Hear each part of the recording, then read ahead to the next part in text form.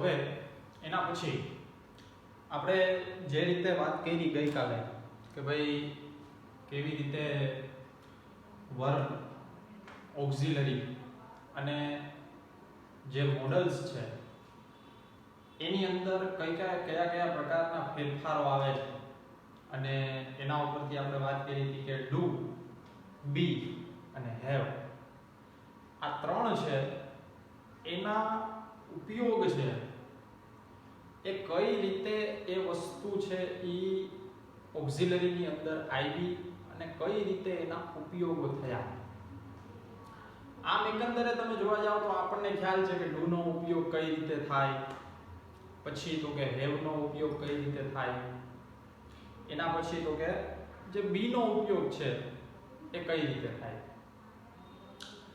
હવે એમાં થોડુંક ડીપમાં જાય કેમ કે આપણને એમિઝારની ખબર છે. જો આ બધું છે એ ફરી પાછું એક વખત કહું છું કે આ બધું છે એ એકબીજા સાથે લિંક છે.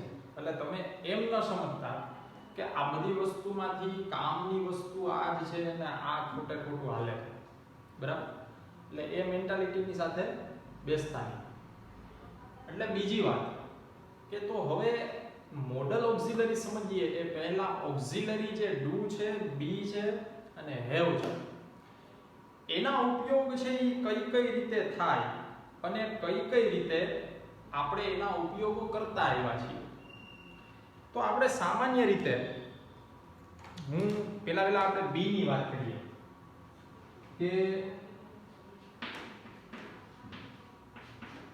આ જે બી છે એનો ઉપયોગ છે એ શેના માટે થાય? તો કે પહેલી વાત in the sense of continuous tense formation. આ એક વાત. In the sense of continuous tense formation આ વસ્તુ તમે જોઈ હશે કે ભાઈ આપણે કોઈ પણ કન્ટિન્યુઅસ ટેન્સ છે એની અંદર આપણે ઓક્ઝિલરીનો ઉપયોગ કરીએ. ફોર એક્ઝામ્પલ એમાં આપણે એમ કહેવું હોય કોઈને કે he is working. આ વાક્ય બની શકશે, બરાબર? શેના માટે? તો કે કન્ટિન્યુઅસ ફોર્મેશન ની અંદર શેનો ઉપયોગ થાય? તો કે બી નો. બી નું ક્યુ રૂપ તો કે પ્રેઝન્ટ હોય તો એમિઝા. બાકી જે આપણે ગઈકાલે વાત થઈ હતી કે V1 હોય તો બી છે એ મૂળ રૂપ છે. અને એના પછી તો કે હવે continuous formation continuous past tense હોય તો કઈ રીતે થાય? તો કે એના માટે આપણે એમ કહીએ કે I was running.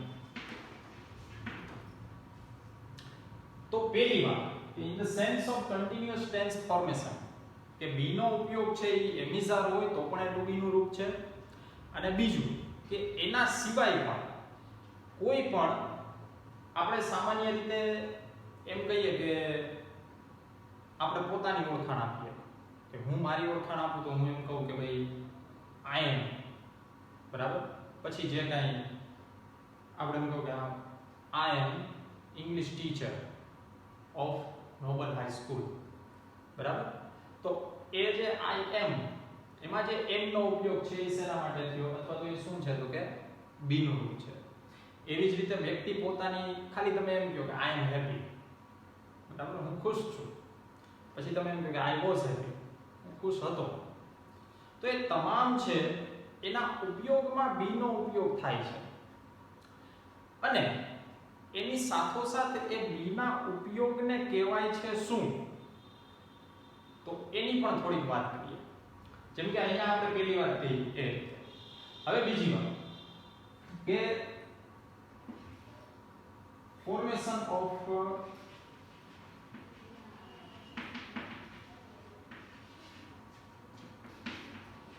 passive. હવે પેસિવ અને એક્ટિવ આ તમારા માટે થોડુંક નવું છે પણ એની થોડીક માહિતી આપી દઈએ. ફોર એક્ઝામ્પલ આપણે એક વાક્ય લખીએ કે ભાઈ the door is open. અથવા તો તમે અહીંયા એમ લખો કે the door was open. જે કાંઈ લખો. તો તો પેસિવ નું ફોર્મેશન બનાવવા માટે બી નો ઉપયોગ થાય છે.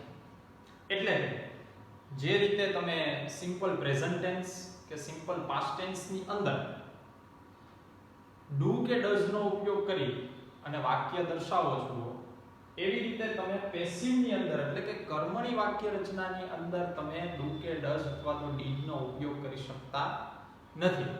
એના માટે તમારે શેનો ઉપયોગ કરવો પડે છે?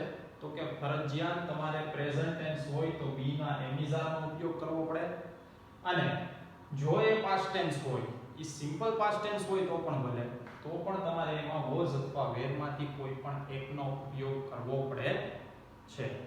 આ એક વાત. એના પછી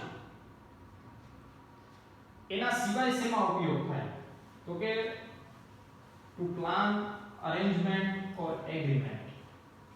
આ થોડું તમારા માટે નવું છે.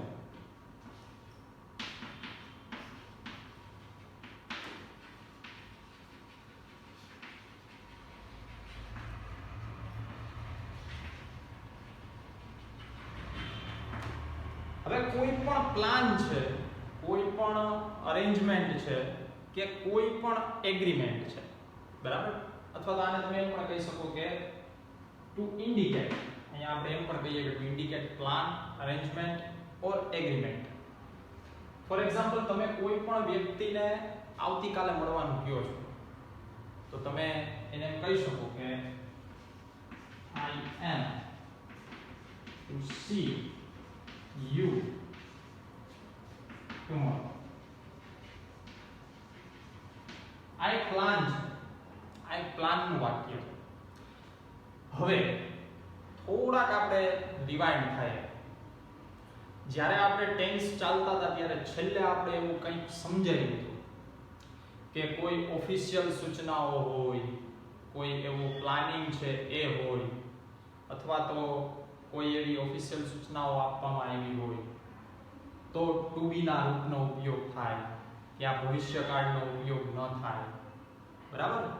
પછી એવી જ રીતે આપણે થોડીક ચાલુ ભૂતકાળની, ચાલુ વર્તમાન કાળની વાત કરી હતી કે કોઈ ક્રિયા છે એ તમે નક્કી કરી લીધી છે, સર્ટનિટી છે, પછી ભલે ભવિષ્યની અંદર હોય તો પણ એનું વાક્ય છે એ ચાલુ વર્તમાન કાળની અંદર વપરાય. જેમાં આપણે એક એક્ઝામ્પલ આઈ થિંક કે આપ્યું હશે કે I am going to Mumbai tomorrow, બરાબર? તો એ શું છે? તો કે એ તમે ક્યાંક ને ક્યાંક એ વસ્તુ છે એ મગજમાં નક્કી કરી લીધેલી છે. તો એવું ઘણી બધી વસ્તુઓ છે એ આપણે શીખાતા ત્યારે થોડુંક રિવાઇન્ડ કરી લે. તો એવી જ રીતે two indicate plan, arrangement or agreement, એમાં પહેલી વસ્તુ કે કોઈ પણ તમે પ્લાન કરો છો તો એની અંદર આપણે આનો ઉપયોગ કરી શકીએ. એના પછી આપણે બીજું વાક્ય લેવું પડે. We are to marry next month. તો અહીંયા પણ બરાબર, તો એ કોઈ વાક્ય છે એ આવું પણ બની શકે. એક પ્લાન છે, એક અરેન્જમેન્ટ છે, બરાબર? આને એગ્રીમેન્ટ ન કહી શકાય, પણ એક અરેન્જમેન્ટ અને એક યોજનાની સાથે થતી ક્રિયા છે. તો એવી ક્રિયાઓ દર્શાવવા માટે કે ટુ ઇન્ડિકેટ એ કોઈ યોજના હોય, કોઈ છે એવું આયોજન હોય, કોઈની વચ્ચે બે એગ્રીમેન્ટ થયેલા હોય, એવા વાક્યોને દર્શાવવા માટે પણ તમે બી નો ઉપયોગ કરી શકો. અને એ વાક્ય જો વર્તમાનની અંદર હોય તો એમિઝારનો ઉપયોગ થાય, અને એ વાક્ય ભૂતકાળમાં હોય તો એમાં વોઝ વેર નો ઉપયોગ થાય. પછી ત્યાં એ ડઝન્ટ મેટર વાત છે. ફરી એક વખત કહું છું કે એ ડઝન્ટ મેટર વાત છે કે એ વાક્ય સિમ્પલ પ્રેઝન્ટ ટેન્સમાં છે ને એક્ટિવ છે, ને એ વાક્ય સિમ્પલ પાસ્ટ ટેન્સમાં છે અને એ એક્ટિવ છે. તો ફરી પાછું આપણે જોઈએ કે પેસિવમાં તો એમિઝારનો ઉપયોગ થાય જ છે. એ પેસિવ તમે આગળ જતા શીખશો ત્યારે તમને ખ્યાલ આવી જ જશે કે ભાઈ ત્યાં તો એમિઝાર અને વોઝવેરનો ઉપયોગ થાય જ છે.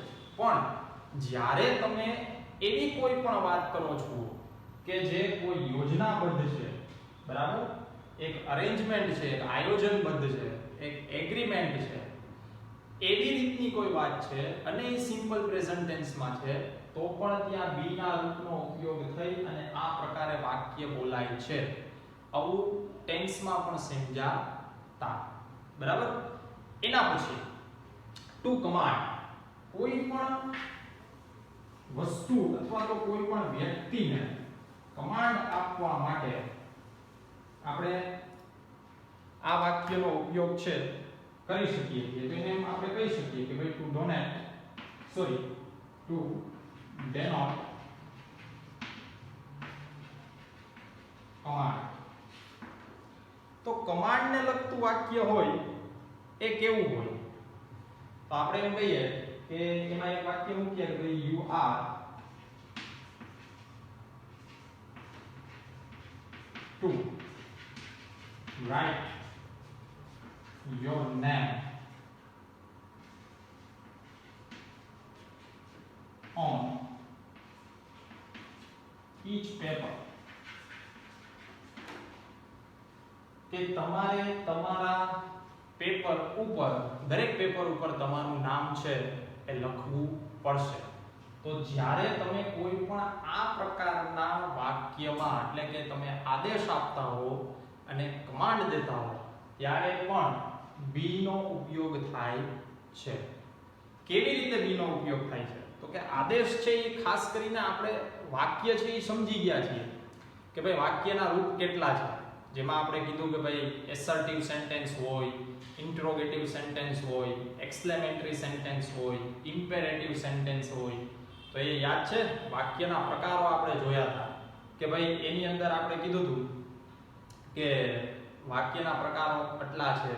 એમાં આપણે એક ઇમ્પેરેટિવ સેન્ટેન્સ છે એની વાત કરી હતી કે કોઈ પણ હુકમ, કોઈ પણ આદેશ એવી વાત કરવી હોય, એના વાક્ય હોય, એને તમે ઇમ્પેરેટિવ સેન્ટેન્સ ની અંદર લખી શકો એટલે કે એને આજ્ઞાર્થ વાક્ય કહેવાય.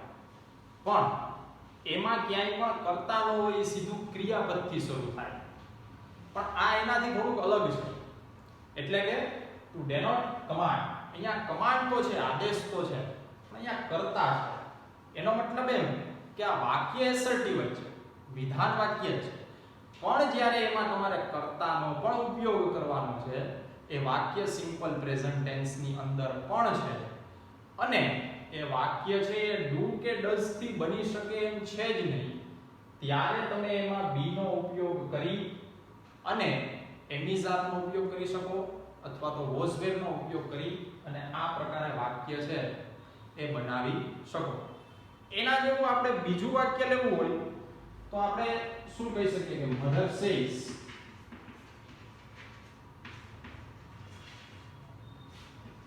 you are to go to market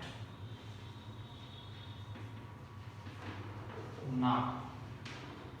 ક્યારેક મમ્મી એમ કહે ને અત્યારે જ તારે માર્કેટ જવું પડશે અને આ લઈ આવવું પડશે. That means to denote command કે ભાઈ આ કમાન્ડ છે એ દર્શાવવા માટે એ વાક્ય છે એ કમાન્ડ જ છે ને. મમ્મી જ્યારે એમ કહે, મમ્મી કહે એટલે એ આખા ઘર માટે કમાન્ડ જ હોય, બરાબર? આપણા માટે પણ હોય અને બરાબર બીજા બધા માટે પણ હોય જ છે, આજુબાજુ સંકળાયેલા જેટલા હોય. તો આપણે એમાં કહી શકીએ કે mother says you are to go to market now, કે તારે અત્યારે જ અથવા તો તમારે અત્યારે જ માર્કેટ છે એ જવું પડશે. તો હવે ફરી પાછી એક વસ્તુ યાદ કરીએ કે કેટલી રીતે આપણે એનો ઉપયોગ છે એ જોયું.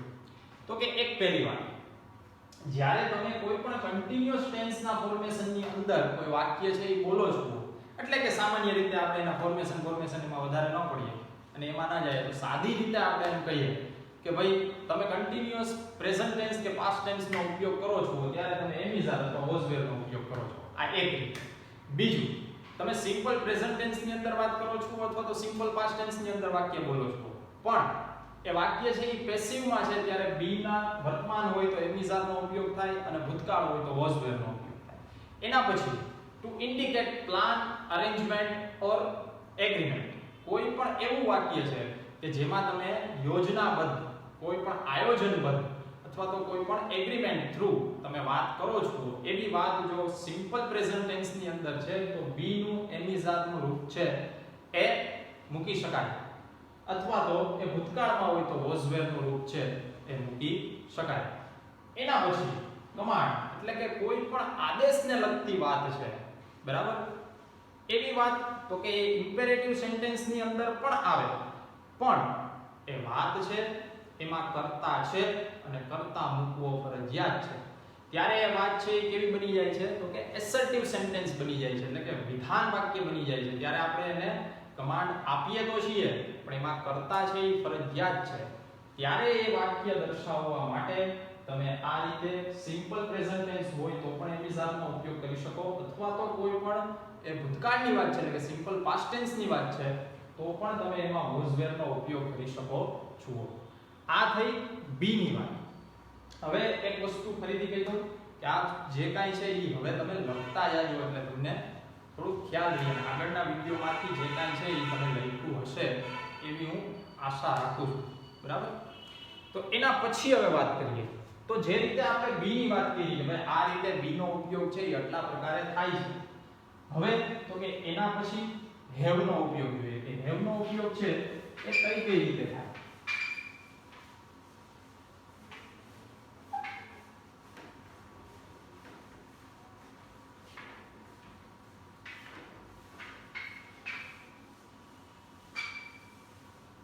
તો ફરીથી એક વસ્તુ કે હેવ છે કે બી છે કે ડુ છે આ સ્વતંત્ર ક્રિયાપદ છે, ઓક્ઝિલરી છે, અને ટેન્સ ઉપરાંત આ પ્રકારના જેટલા જે કાંઈ વાક્ય છે એ વાક્ય દર્શાવવા માટે પણ તેમાં તેનો ઉપયોગ થાય છે.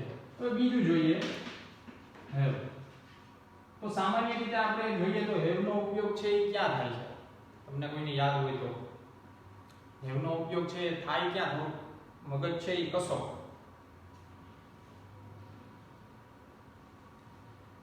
તો પહેલી વાત કે કોઈ પણ in the sense of perfect tense. Ready? કોઈ પણ પરફેક્ટ ટેન્સ નું વાક્ય છે એ દર્શાવવા માટે તમે શેનો ઉપયોગ કરી શકો તો કે હેવ નો ઉપયોગ કરી શકો છો. જેમ કે આપણે એમ કહીએ કોઈ એક વાક્ય લઈએ, કોઈ એક એક્ઝામ્પલ લઈએ, he has worked here since 2010. તો આ એક વાક્ય બન્યું. આ સામાન્ય રીતે આપણે બીજું કાંઈ નથી, આ શું છે તો કે કોઈ પણ પરફેક્ટ ટેન્સ એ પછી પરફેક્ટ પ્રેઝન્ટ ટેન્સ હોય તો પણ ભલે અને પરફેક્ટ પાસ્ટ ટેન્સ હોય તો પણ ભલે, કેમ કે એ તમને મેં કહી દીધું છે કે હેઝ કે હેવ એનું V2 નું રૂપ પણ હેડ થાય અને V3 નું રૂપ પણ હેડ થાય. અહીંયા તમે કોઈ પણ હેડ વાળું વાક્ય પણ મૂકી શકો. જેમ કે તમે આપણે એમ કહીએ કે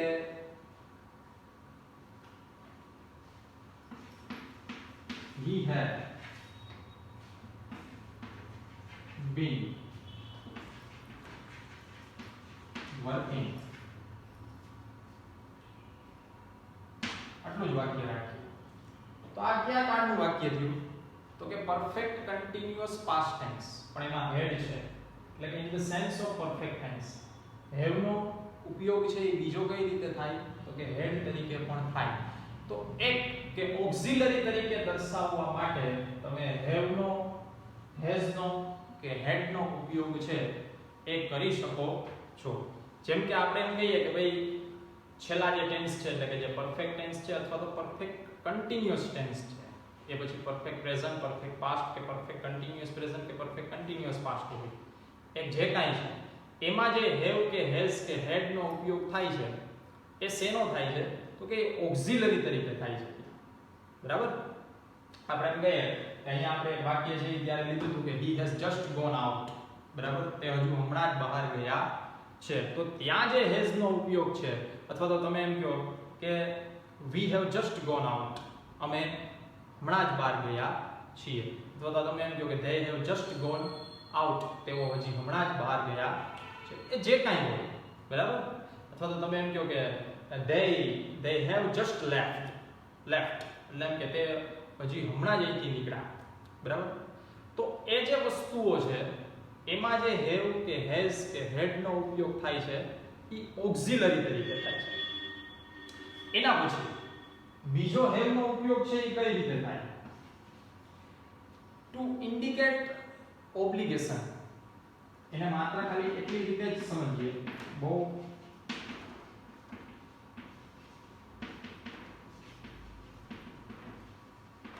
હવે ઓબ્લિગેશન એટલે શું? તો કે આજ્ઞાંકિતતા. બરાબર? કોઈ પણ આજ્ઞાંકિતતાનું વાક્ય છે એ દર્શાવવા માટે હેવ ટુ, હેઝ ટુ કે હેડ ટુ નો ઉપયોગ થાય. ફોર એક્ઝામ્પલ આપણે એમ કેવું હોય કે I have to be there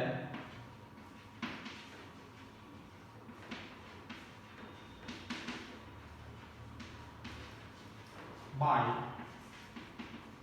5 o'clock. હું ત્યાં 5 વાગ્યા સુધીમાં હઈશ જ. આવી રીતે તમે વાક્ય કયો છો. બરાબર? I have to be there by 5 o'clock. તો અહીંયા તમે આજ્ઞાંકિતતાની સાથે વાત કરો છો. પછી તો કે he has to be, અથવા તો તમે એમ કહો કે he has to move his car himself. તેણે તેની જાતે જ તેની ગાડી છે એ આગળ વધારી. તો ઓબ્લિગેશન એક આપણે એમ કહીએ કે પોતાની અંગત જે કાંઈ છે ક્રિયા છે અથવા તો જે કર્તવ્યના ભાગરૂપે છે અથવા તો જે ઓબ્લિગેશન એટલે કે આમ જોવા જઈએ તો આજ્ઞાંકિતતાની સાથે છે એવી વસ્તુઓ દર્શાવવા માટે પણ હેવ ટુ, હેઝ ટુ કે હેડ ટુ નો ઉપયોગ થાય. હવે તમે એમ કહો કે આની જગ્યાએ આપણે ઓબ્લિગેશન કરવું છે પણ ઇન ધ પાસ્ટ ટેન્સ. કયા કાળમાં રાખવાનું છે? તો કે ભૂતકાળમાં રાખવાનું છે. તો ગઈકાલે જ મેં વાત કરી હતી કે મસ્ટનું કોઈ ભૂતકાળનું રૂપ નથી. એ શું દર્શાવે છે? તો કે એ વર્તમાન દર્શાવે છે, એની સાથોસાથ ક્યારેક ભવિષ્ય દર્શાવે છે. મોસ્ટ ઓફ એ વર્તમાન દર્શાવે છે. પણ હેવ ટુ છે એનું ફરી પાછું ભૂતકાળનું રૂપ છે હેડ ટુ. તો આને આ વાક્યને તમારે ક્યાંક ને ક્યાંક એમ કેવું છે કે ઓબ્લિગેશનની સાથે તમારે એનું ભૂતકાળમાં વાત કરવી છે તો તમે એમ કહી શકશો ને કે I had to be there by 5 o'clock. તો તમે એમ કહો કે he had to move his car himself. બરાબર? તો બીજું કાંઈ નથી એમાં. To indicate obligation in the past tense, કે તમારે past tense ની અંદર વાત કરવી છે ત્યારે તમે આનો ઉપયોગ કરી શકો છો. એના પછી હવે એક સામાન્ય વાત કરીએ કે કોઈ પણ નેગેટિવ અથવા તો ક્વેશ્ચન્સ કરવાની વાત છે. તમે એ પ્રકારે વાક્યો છે એ કદાચ તમારા માટે સાંભળ્યા પણ હશે અથવા તો જોયા પણ હશે. થોડુંક આપણે ધ્યાન છે એ તરફ દોરી દઈએ. કોઈ એક વાક્ય છે એ નેગેટિવ કે ક્વેશ્ચન્સ એની અંદર કરવાની વાત છે. તો આવું ક્યારેક વાક્ય છે એ તમે સાંભળ્યું they have to go. બરાબર? એના પછી તો કે આપણે એમ કહીએ કે he has to go.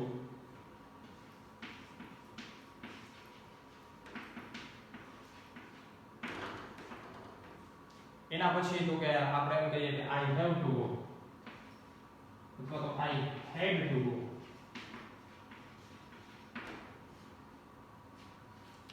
તો આ પ્રકારના જે વાક્ય છે એની અંદર have to અને had to એનો ઉપયોગ do કે does કે did ની સાથે થઈ શકે છે. હવે એમાં પહેલી વાત કરીએ કે આને જો નેગેટિવ ની અંદર આપણે દર્શાવવું છે કોઈ વસ્તુને તો કઈ રીતે? આને આ વાક્યને આપણે સિમ્પલ પ્રેઝન્ટ ટેન્સ ની અંદર do કે does મૂકીને આપણે વાક્ય છે એ બનાવવું છે તો કઈ રીતે બનાવશું? તો કે they છે એમ નામ આવશે. એના પછી તો કે do does માંથી બેમાંથી કઈ વસ્તુ આવશે? તો કે do. એના પછી તો કે not, don't, have. હવે ત્યારબાદ એમ નામ go. સોરી ત્યારબાદ have to go. they don't have to go. હવે એને રીતે તમારે he થી વાક્ય બનાવવું છે અથવા તો has છે વચ્ચે, તો શું આવશે તો કે he, તો એના પછી he has to go. તો હવે he has to go છે એટલે તમારે નેગેટિવ ની અંદર દર્શાવવું છે, તો કઈ રીતે દર્શાવશું તો કે પહેલી વાત કે અહીંયા he છે એટલે શું આવશે તો કે do તો આવશે નહીં, તો does આવશે. એના પછી શું આવશે તો કે doesn't. એના પછી has નહીં આવે, ત્યાં શું થઈ જશે have to go. એના પછી had છે, તો અહીંયા do છે does છે પણ અહીંયા ભૂતકાળ છે, આ પ્રકારનું વાક્ય છે અને નેગેટિવ માં દર્શાવવું હોય તો I નું I. હવે had છે એટલા માટે અહીંયા શું આવી જશે તો કે did. didn't. અહીંયા ફરી પાછું મૂળ રૂપ have to go. તો આ ત્રણ રીતે વાક્ય છે એ થઈ ગયા. એ ઉપરાંત તમને અત્યારે ઘણી બધી વખત છે એ પ્રશ્નાર્થ વાક્ય છે એ પ્રકારે જોવા મળતા હશે કે જે have ની સાથે આવતા હોય. જેમ કે આની જગ્યાએ હવે આપણે પ્રશ્નાર્થ વાક્ય લખીએ તો